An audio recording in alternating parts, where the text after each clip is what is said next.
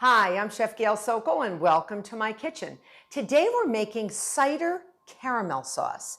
Now, I've made caramel sauces for you before, but this has cider in it. This is just so harvesty and holidays. And you can serve this on top of your pies for Thanksgiving, for the holidays, Christmas, for any holiday you want, because as it cools, it thickens and it's got that delicious cidery flavor. So before we get started, I'd like you to become a subscriber and click that notification button so you can see all my tips and videos, because they really are fabulous. And I'd like to see you whenever I have a video or tip. So this is a super easy caramel sauce to make. It's known as the wet method. There are two methods that you can make when you make caramel. And you start out with a heavy pan, because it can be dangerous. You don't answer the phone. You do not answer the door. If a child is screaming, you say, "I'm so sorry, mommy is making caramel. Daddy is making caramel. We're making caramel. Don't bother me right now, go play." Because you don't want to be disturbed. It can burn, it can cause a fire. You want to be safe. So I have a cup of water, just regular water, could be warm, cold, doesn't matter, and a pastry brush ready to go, because in case we develop any sugar crystals, we want to be able to wipe them down.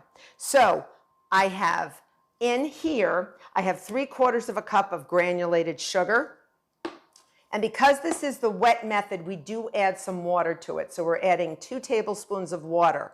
The dry method, just for your information, just uses the sugar, and then you would heat it until it melted down. And that's a little trickier because you have to be careful of the sugar getting too hot and burning. All right, so I'm going to start this. I'm going to put 2 tablespoons of water in here and a teaspoon of lemon juice. You can use any type of acidic juice you want. It could be orange juice, lemon juice, anything like that. And we're going to stir. And I'm going to up the heat. All right, we're going to up the heat until it goes to a rolling boil. But first, I'm going to show you, I'm just stirring it. Can you see it? Just stirring it, wetting all the sugar, wetting it. And then once I've wet all the sugar and get that lemon juice evenly distributed, because that lemon juice is key. That lemon juice is going to prevent crystallization, so our caramel sauce is smooth and not gritty. I'm going to give it a little bang bang and say bye-bye spoon. Don't use that spoon again. Now we're going to wait, get this up high, because we want this to start cooking. So this is a sugar syrup, and we're going to let it get to the color of brewed tea. So you don't want to make dark tea. So if you like dark tea, not that dark. But if I see any sugar crystals along the side, you're just going to wash them down along the side, and then you're going to leave this mixture alone, and you're going to see a lot of steam coming up. That's your water evaporating. And this process is known as inversion. Inversion, it's like a scientific term, which it is. So we have sugar, known as sucrose. Granulated sugar is sucrose. It's a combination of 2 sugars, all right, dextrose and levulose. And what we're doing is we're boiling it. We are breaking it down, because that acid in there with heat is going to break down that sucrose into its 2 individual monosaccharides, or the 2 sugars that come together and make sucrose, the type of sugar you put in your tea or use for baked goods. Now, it's bubbling. It's bubbling like a volcano. That's why you don't go away from this area, and you always keep this water handy, because if anything spattered on you, it's not going to spatter out, but if it ever dropped on you, it's super hot. And I know some chefs that actually keep some ice water next to the stovetop so they can actually stick their finger in it, because hot caramel sticks and it can really burn. So right now what's happening is we're seeing a lot of bubble, bubble, bubble, and it's going to take a few minutes for us to get to brewed tea. When it gets to brewed tea, we're going to immediately take it off the heat, and we're going to add some things, some liquids like heavy cream, cider, and butter, and it's going to stop the cooking process immediately. And that's where your caramel starts to actually get flavored with that beautiful cider and that beautiful heavy cream, which makes it nice and just viscousy and smooth and velvety. So I'm gonna wait here till we get to brewed tea, and I'll see you back. So you can see it's gotten to brewed tea, all right? You can see it's gotten to a brewed tea color.